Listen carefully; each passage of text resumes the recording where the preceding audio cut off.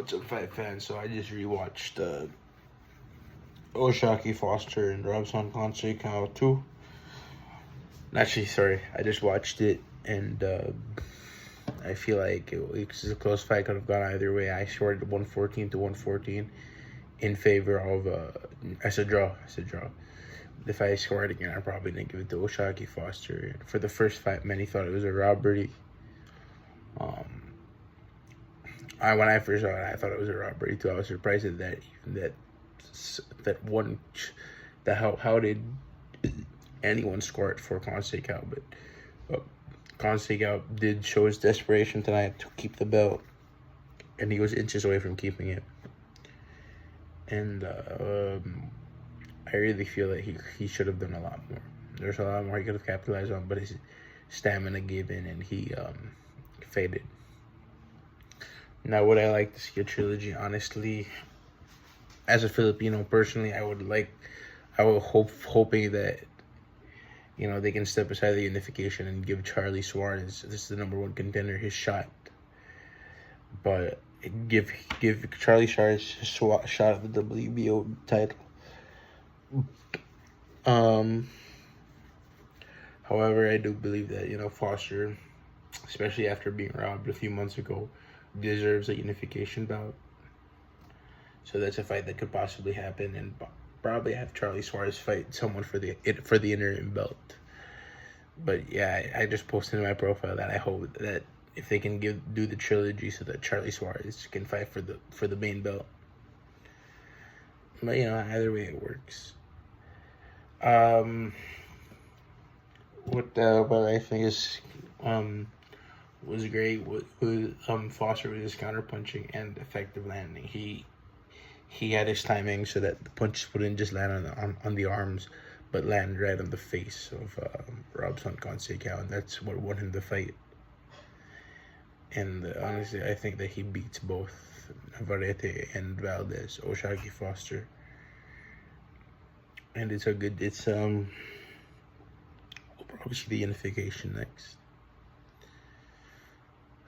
As for the undercard, we saw Raymond Marthalia sell out, and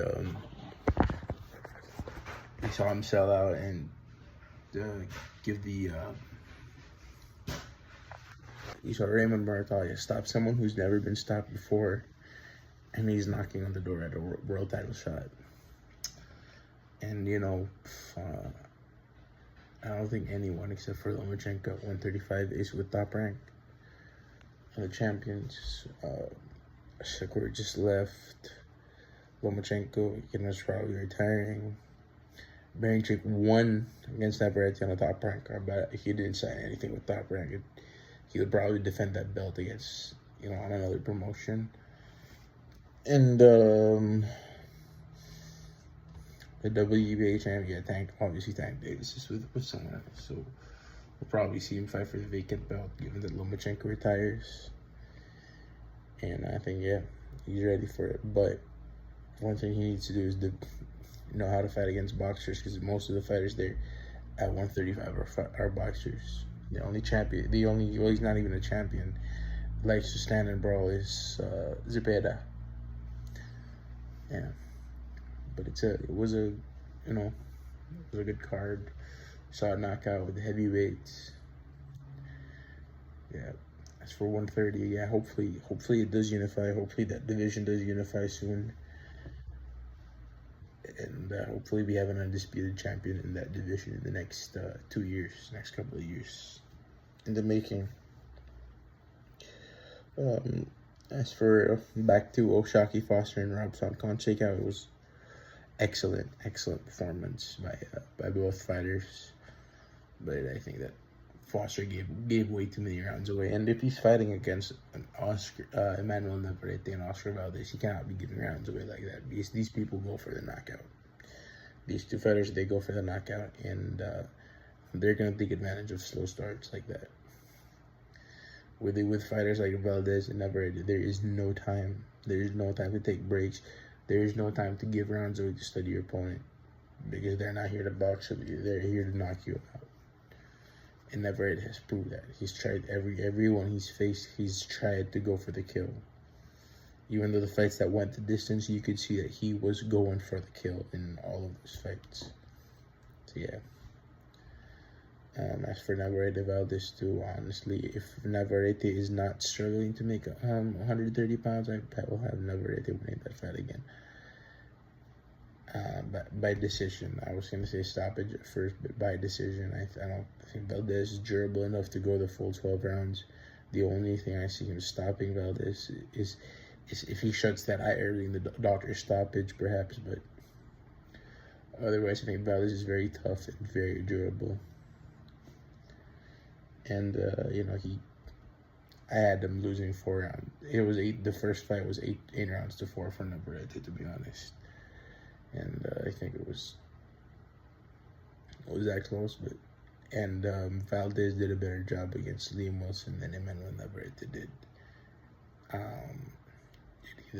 Yeah, I mean they both stopped him, but one thing Valdez has is he didn't get dropped. He didn't get dropped, and he didn't get obviously hurt by Liam Wilson like Navarrete did.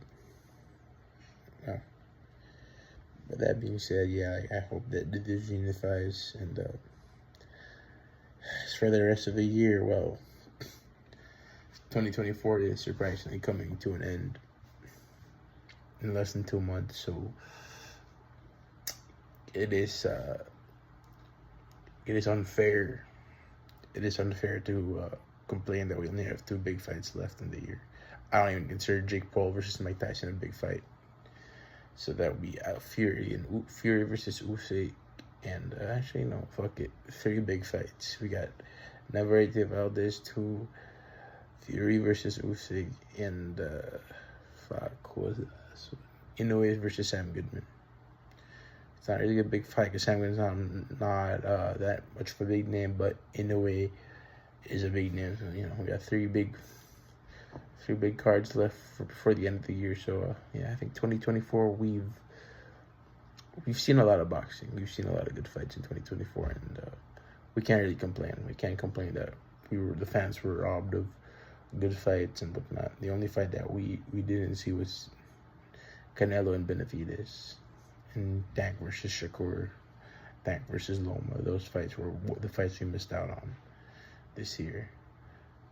As for Gervonta Davis, there are speculations that fight is going to be moved to 2025, early part of 2025. So we don't be surprised in that instance.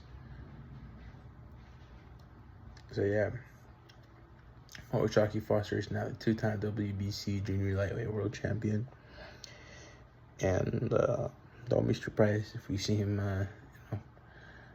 unify. But I would like to see what he can do at 135 pounds, to be honest. I would like to see what Oshaquie Foster could do at 135. As for Robson Fonseca, yeah, he does deserve another shot, but we'll most likely see him fight for the unified belts, given the circumstances. So that's all for now, guys. Have a good evening and have a good weekend.